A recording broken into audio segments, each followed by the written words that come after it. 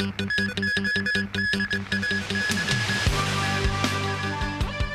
strong wind signal number 3 is still in force. The need for higher signals will be assessed early tomorrow.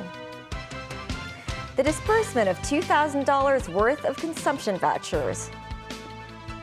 And South Korea pledges to give Ukraine more non-lethal military aid.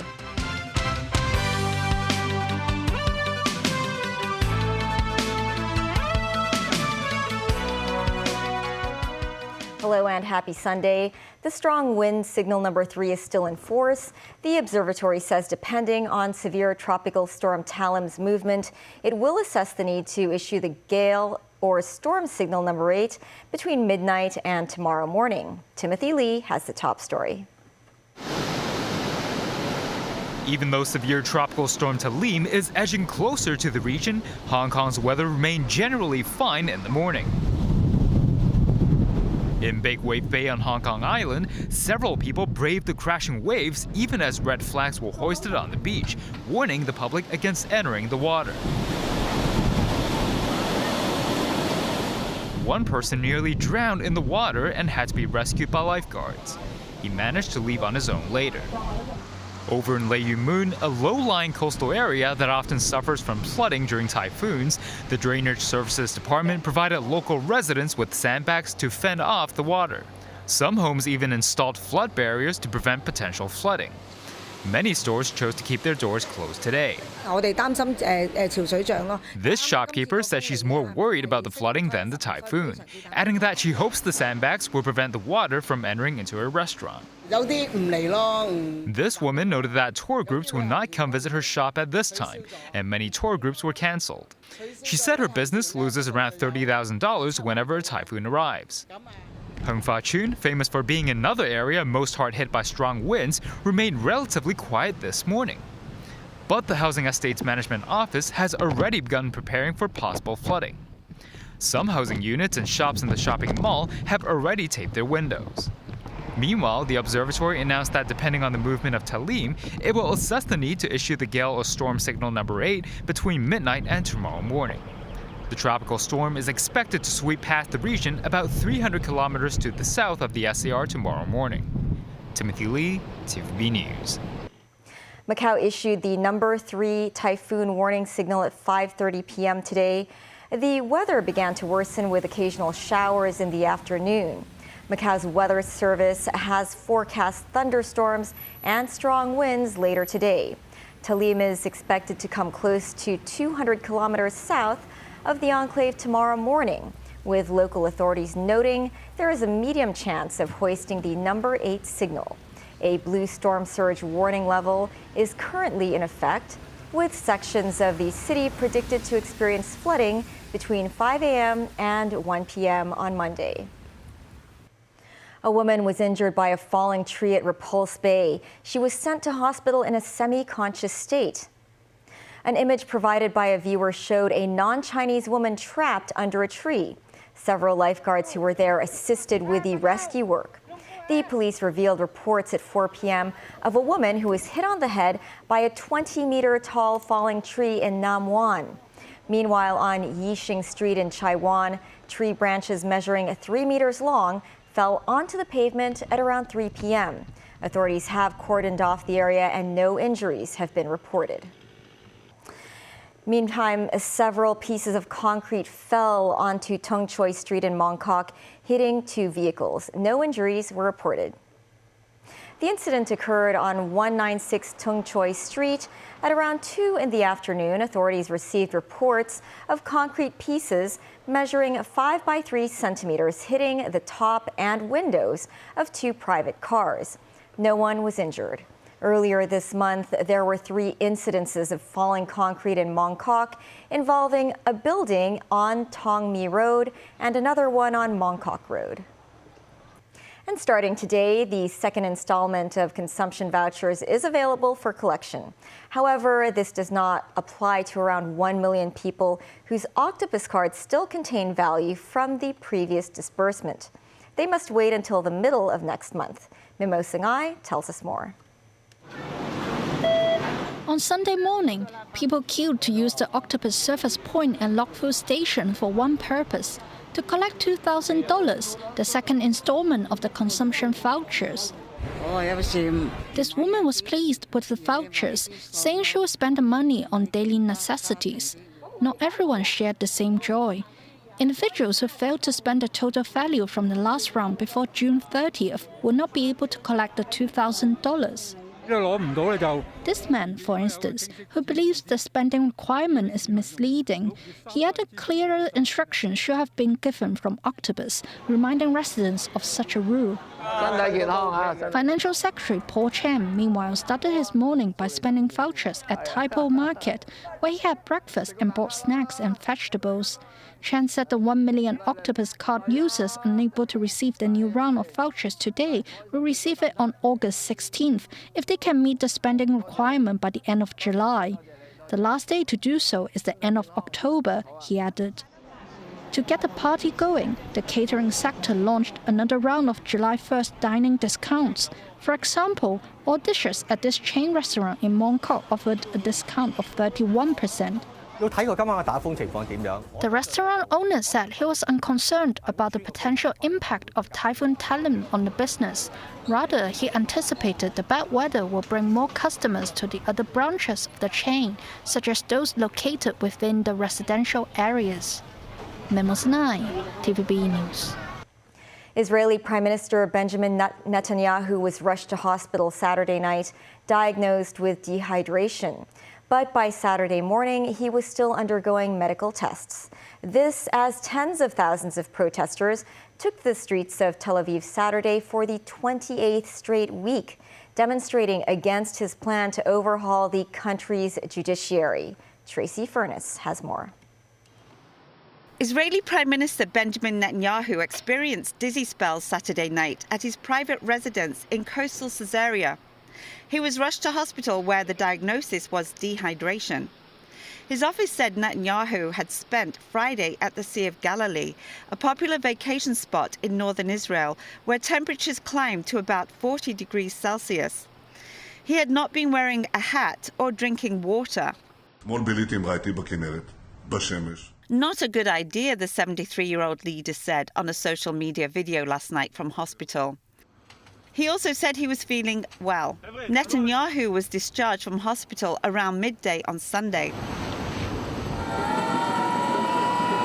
Meanwhile, 100,000 people took to the streets of Tel Aviv on Saturday to protest the 28th consecutive week against the government's planned judicial overhaul. Netanyahu's government gave initial approval to a key portion of the overhaul earlier this week. In response, protesters blocked major highways in Tel Aviv and Jerusalem. The bill aims to curb court independence, giving Netanyahu's allies control over the appointment of judges and giving parliament power to overturn court decisions. We came to be part of this amazing mass that comes every week, hundreds of thousands of people coming for a nonviolent protest to save the Israeli democracy and really make sure that this wonderful project here of innovation and richness of pluralism and free spirit, free speech continues, and make sure that the government gets the message and accordingly stops this terrible legislation. Critics of the bill say it will upset the country's fragile system of checks and balances and concentrate power in the hands of Netanyahu and his allies. Tracy Furness, TVB News. According to Ukrainian officials, a civilian was killed by Russian shelling while 7 were injured in a village in Zaporizhia. Intense fighting is reported along the 1,500-kilometer front line as Ukraine says it continues to make gains in its counteroffensives to reclaim territory captured by Russia. Meanwhile, South Korean President Yoon visited Kyiv and pledged to provide more non-lethal military aid. Nasvi Karim has more. South Korean President Yoon comes to Kyiv bearing gifts. But while Ukrainian President Volodymyr Zelensky appreciates the gesture, deep inside he's probably wondering why South Korea can't be more like Western allies and offer weapons. Seoul recently came under pressure during the NATO summit to help arm Ukraine. Yoon, though, is adhering to the policy of not supplying weapons to countries that are in the middle of a conflict. So all Yoon could appease Zelensky with was $150 million worth of non-lethal military supplies in the form of body armor, helmets, and humanitarian aid for post-war reconstruction. Last year, South Korea sold almost $14 billion worth of weapons to Poland, including fighter jets, making it the world's 9th biggest supplier of arms. Zelensky later said he was trying to maintain international ties to help restore peace in Ukraine. He said the speed of ending the war directly depends on global support for Ukraine. Said its forces prevented a Ukrainian attack on the Black Sea port of Sevastopol, destroying 7 aerial drones and 2 underwater drones. Maritime transport services, including passenger ferries, were suspended for several hours in the midst of the attack. Ukraine says at least 1 civilian was killed when Russia shelled a town in the Zaporizhzhia region. 16 buildings were damaged in Zaporizhzhia city, with Moscow saying several Ukrainian weapons depots were destroyed over the past few days. Meanwhile, reports from Belarus say fighters from the Wagner private army, who featured in the aborted mutiny against the Russian defense minister on June 24th, have started to arrive in the country. As part of an immunity deal, the fighters were moved to Belarus and Moscow would drop treason charges. Nazri Karim, TVB News.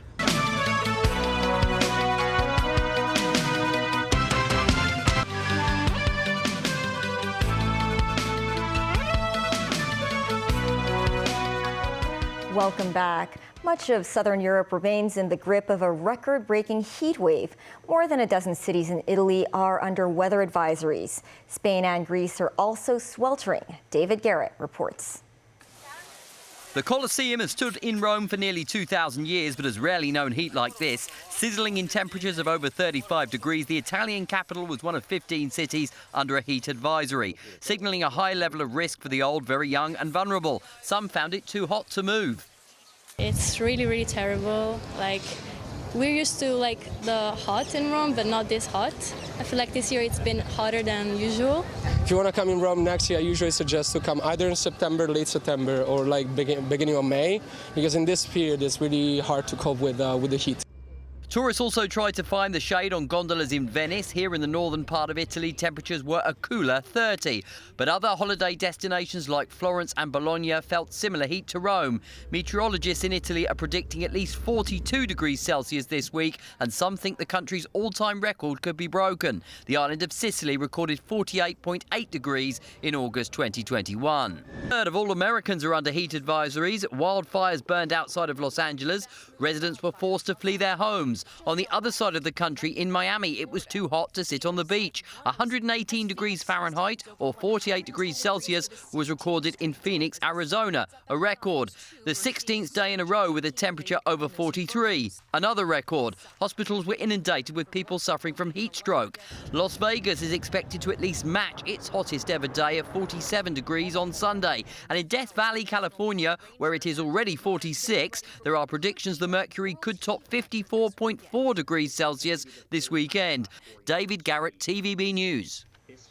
South Korean rescue workers have pulled at least 8 bodies from vehicles trapped in a flooded tunnel in the central part of the country. Around 15 vehicles, including a bus, were trapped when a flash flood filled the tunnel with 5 meters of water.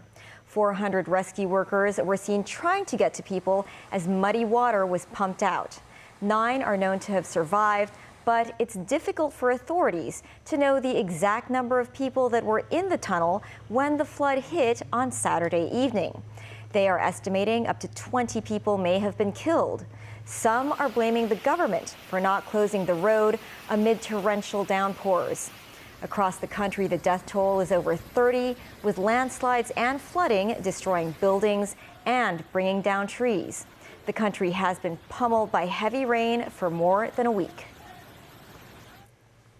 Secretary for Commerce and Economic Development Algernon Yao said he's confident some leading enterprises in certain fields, such as technology and innovation, will invest in Hong Kong by December. Mimo Sengai reports.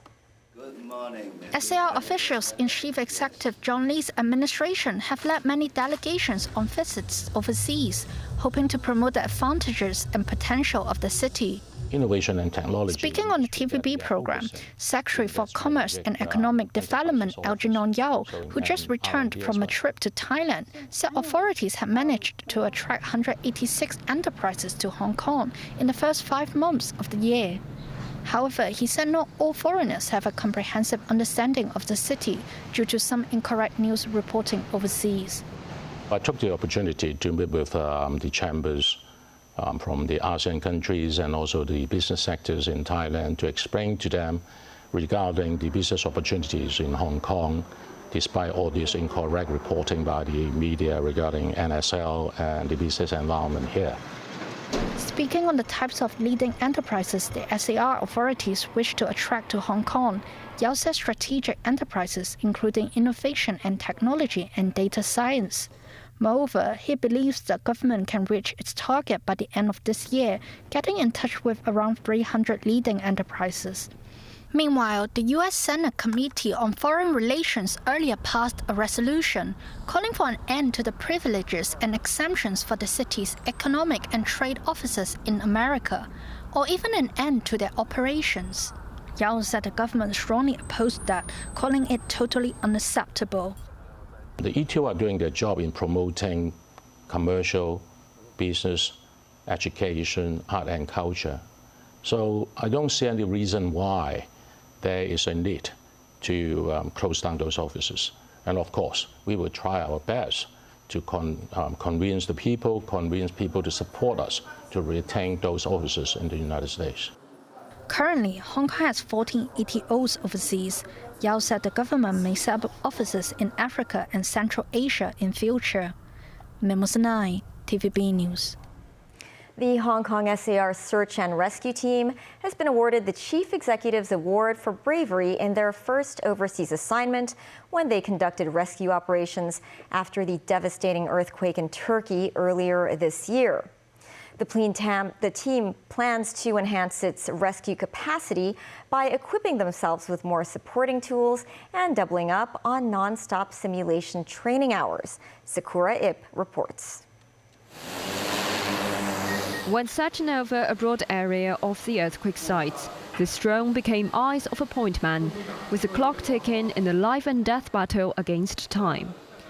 It can generate 3D images of the site after 30 minutes, which provides the team with a quick grasp of the site terrain and helps to shorten search time. This 360 camera can help the team locate survivors and get an understanding of the general condition under the rubble. The information can help the team come up with a rescue plan. Aftershocks can occur in any moment during the rescue.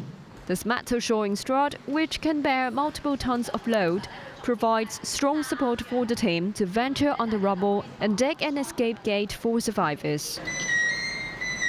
The alarm system on the strut alerts rescuers to evacuate if an aftershock is detected. These life-saving tools help the Hong Kong SAR Search and Rescue Team save 4 lives in Turkey after the devastating earthquake, which took nearly 60,000 lives in February this year. After its first operation overseas since it was founded in 2009, the team decided to equip themselves with more advanced supporting tools.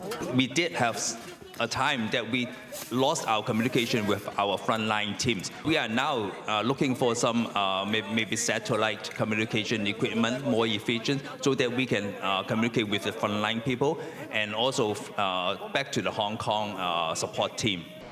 The team aims to enhance training by Q1 next year, not only by doubling the duration of non-stop simulation training from 36 hours into 72 hours, but by also taking the training elsewhere.